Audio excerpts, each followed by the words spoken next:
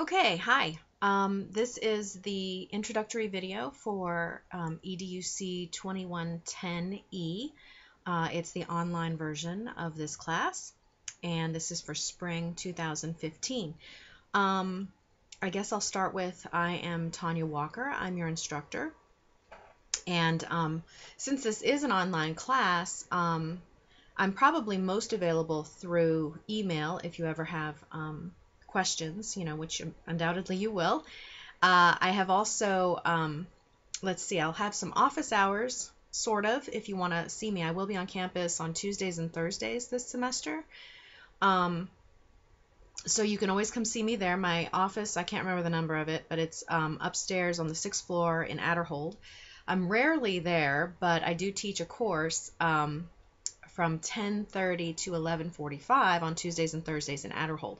So if you would ever want to arrange to meet me beforehand or afterwards, that's always a possibility if you ever do want to contact me. I'm not trying to scare you with having to see me or contact me, because I've tried to design this course so that, you don't need that necessarily.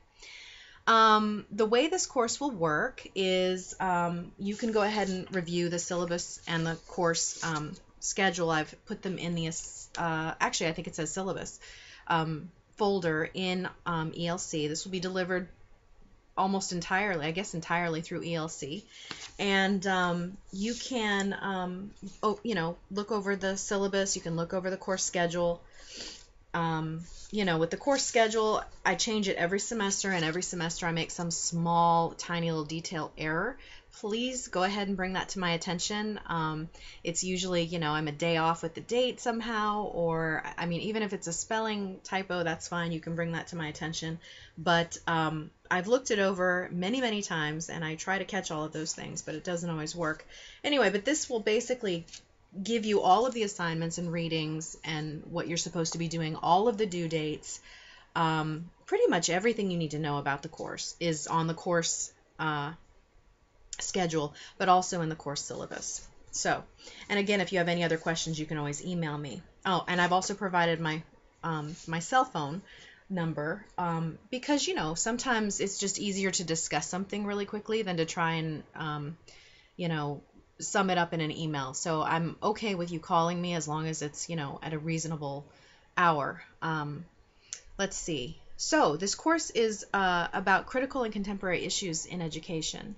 It is a Regents mandated course, and it will essentially help to make you aware of a lot of the current and critical issues in education, but with a view from the past as well, with a view from a historical stance. You'll learn a lot about how education has evolved, or public education primarily has evolved in this country since the beginning, essentially. Hopefully you'll learn a lot of legal issues that you never knew about that are part of the teaching field. You'll learn a lot about, this really approaches it from a social foundations of education perspective, and that will encompass lots of different lenses sort of to look at this through, not just a historical lens, not just an educational lens, but, an anthropological lens, a sociological lens. There's lots of different ways to look at how our ideas about education have formed over, the course of this country's history. And what is its relationship to democracy?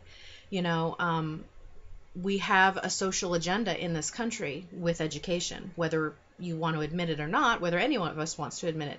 There is an agenda, obviously, with education, and we can either talk about that as being a bad thing or a good thing. I think it's a good thing. I was a teacher I was a middle school teacher for 14 years in the public school system, and I think that it's a worthy, obviously a worthy vocation. I think that it's a wonderful career. I really enjoyed my career doing it. And now I have middle schoolers, so it's interesting to watch it from the parent perspective as well. So anyway, we will discuss a lot of different, issues, and we will look at it from a critical perspective. And when I say critical, we will critique it. Okay, it doesn't necessarily mean, when you say critical, it doesn't necessarily mean that you're making a negative judgment about something. It could be that you're making a positive judgment about something, but you are definitely going to look at it and try and see all the perspectives involved.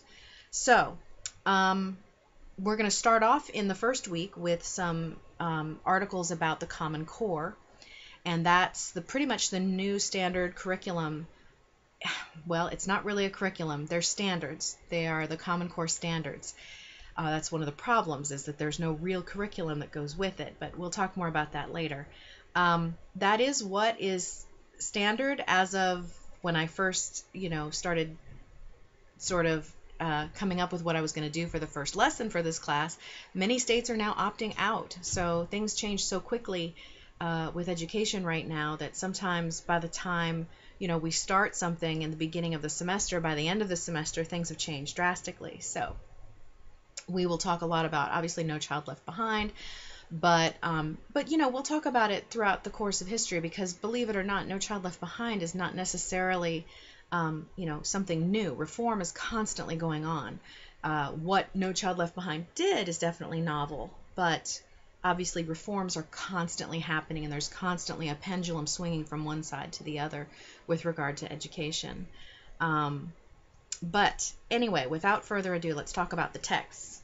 You have 3 texts for this class. I know that sounds like a lot at first, but it also sort of condenses everything into just these 3 texts, instead of me having to give you, article after article on ELC to read. And there will be a couple of extra articles that you'll have to read.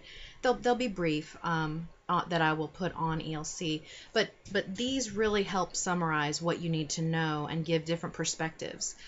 So the actual real sort of textbook for the class is called The American School, and it's by Joel Spring, and it's the 8th edition. I'm still using the 8th edition. I think they do have a 9th edition. They come out with one almost every year, so it's kind of hard to keep up.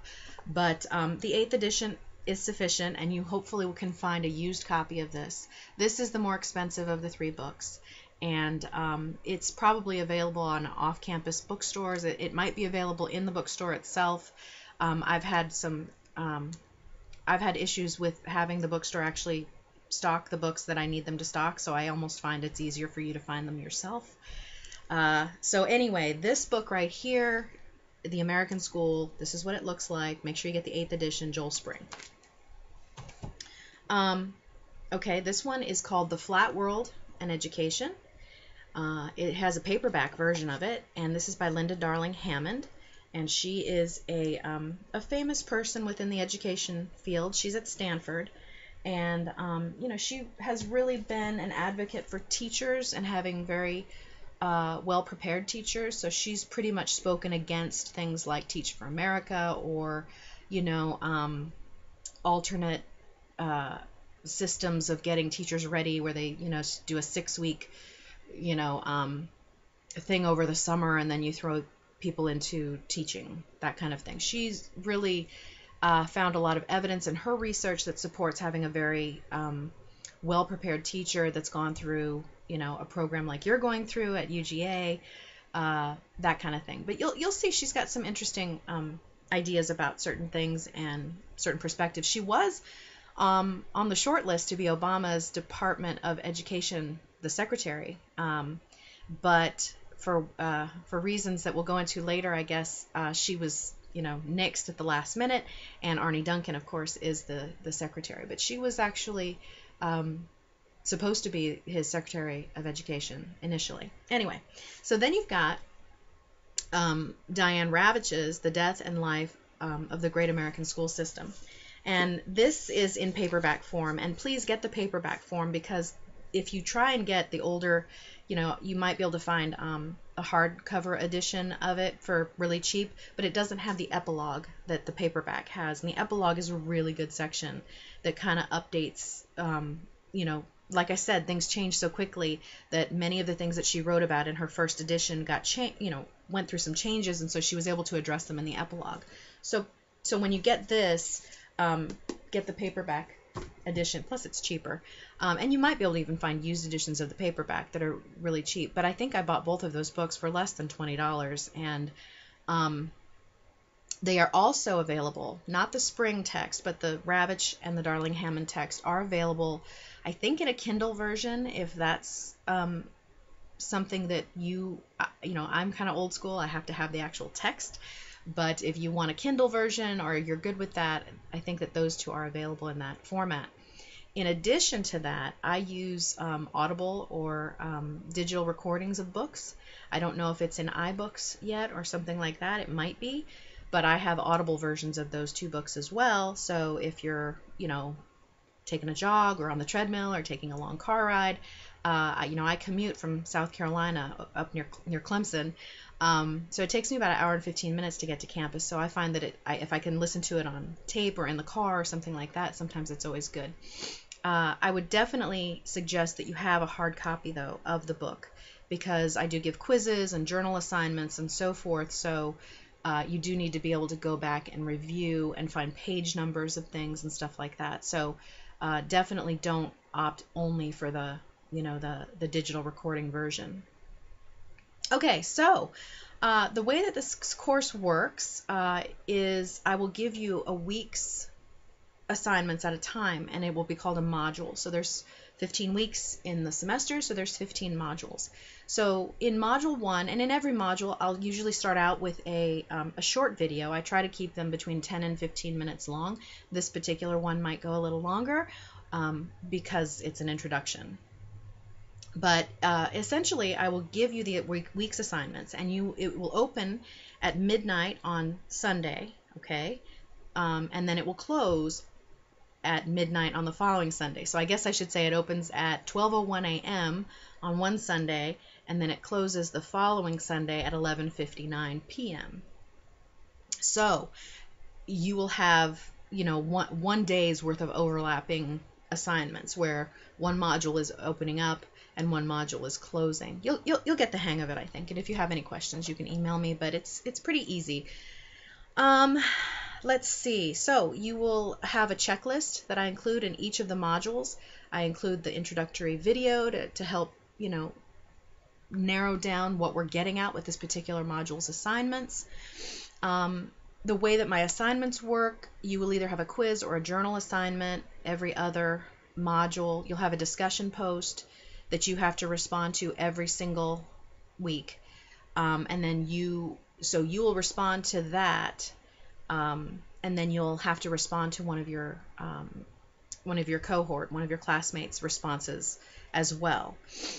That's definitely laid out in the course schedule, so you can, if I didn't make sense just now, you can look at that. And then for the rest of the assignments, there's 4 other major assignments. We do not have to do a field experience in this course. I really enjoyed having you do the field experience, but what we found was it was really it was difficult sometimes overlapping with, I know that your Ed Psych course has you do one, and then the 2120, which is the next class that you take in this cycle, also has you do a field experience. So instead of doing 10 hours in 2110 and 10 hours in 2120, you are now only required to do the 20 hours in 2120. So we are not doing a field experience for this course. So that is good news to some of you. If you've already taken 2120 and you only did 10 hours in that course, you need to talk to Brian Dotz or Deanna Cozart and find out how you would go about fixing that, because this is the first semester that we've done that. But if you have any questions about that, just let me know. All right, so for example, you have on your course schedule, you'll see that the module 1 and the different assignments, but what I was going to talk about was the major assignments that you will have, and that is you'll have a midterm that'll come up March 1st, and it'll be an essay that you'll write in response to some prompt that I'll give you, and you'll turn it in on ELC on the Dropbox. You'll have what's called a Schools and Film critique essay, and that you will watch 2 movies, and I give you a list of movies to choose from, and you will choose two of those movies to watch, and then you will critique both of them, sort of compare and contrast both of them, and then write a response in essay format. It's a 5 to 7 page, double-spaced, 12-point font essay in APA format. We use APA format in education, so you'll be using that in this class. And with schools and film, I'll definitely explain more as we get into the class more, but again, you're going to take a critical perspective of how teaching, how public education, how education in general is portrayed and depicted on film. And I always think that's an interesting, medium to analyze sometimes, because we see so many different things that come across, and everybody has an agenda as to what they're trying to get at whenever they depict teaching, teachers, education, schools in film. So I think that's an interesting way to sort of evaluate what you've been getting at, or what you've been getting with regard to the information that you're getting throughout the course. Okay, so the critical education issue project is another sort of a cumulative assignment that you will also do, and that is just going to be a PowerPoint or Prezi or whatever format that you choose you're going to have a whole list of different requirements for it, and that's going to be very clear. It's in the assignments folder in ELC, and you're going to choose a critical issue. And some of the past critical issues have been the Common Core. You can talk about how PE and music and the arts funding is being cut. You can talk about obesity in children if you want to be a PE teacher, let's say. And I know some of you taking this course are not going to be prospective teachers. You're not entering the teaching program. I know you're in the communication sciences and disorders program, or sometimes other programs, and you're just taking this course. But still, you'll pick a major issue, and you'll have some time to decide what you think. Sometimes we have comparisons of the United States against other countries. The big ones right now are Finland and Singapore and South Korea, and how they're doing so much better than us on international comparisons. So standardized testing, accountability, value-added models of holding teachers accountable through students' test scores, and we're talking holding them accountable with their paycheck. So these are all things you need to know about, especially if you're going to be a teacher. But there's definitely two sides to all of these issues. So you're going to do a PowerPoint project that's going to help you sort of come to a conclusion about the pros and cons of a particular issue that you choose. And then you'll have a final. And again, that'll be online, and you'll turn that in, by the due date.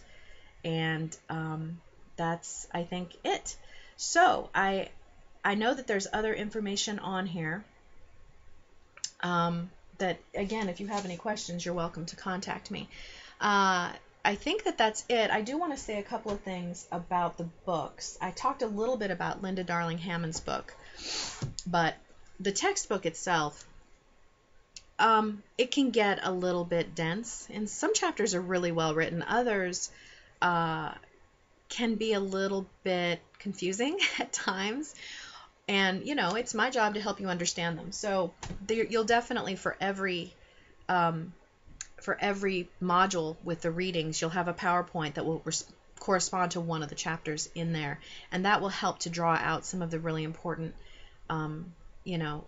issues and factors that are in that chapter. Now, of course, that doesn't mean you don't read the chapter. You should read the chapter, but at least you can then compare your notes to what I found that you really need to know from that particular chapter. But that's just to let you know that you're not going to be on your own with that book.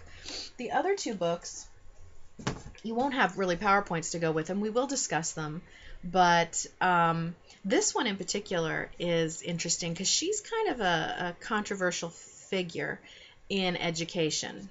And she explains that to you in the first chapter, but that's one of the reasons I really like using her book. She sums up so much of what's going on in education today in her book, but I really find it interesting because she has done a complete 180. She was initially on board with setting up No Child Left Behind, setting up vouchers or charter schools and school choice and standards and accountability and all of these things that we now find have done a number on our on our education system, depending on who you ask. I mean, it's going to be hard not for me not to show my sort of bias, having been a teacher for many years. But I've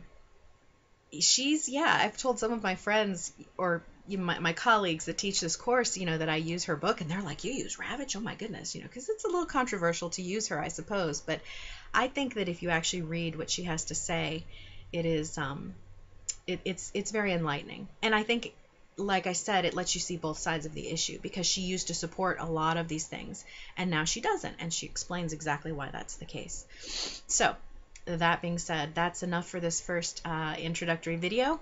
I hope that I made sense in this, and again, if you have any questions, please feel free to email me or come drop by Adderhold if you happen to be around, and introduce yourself. And I'm not a scary person, so I will be happy to meet you.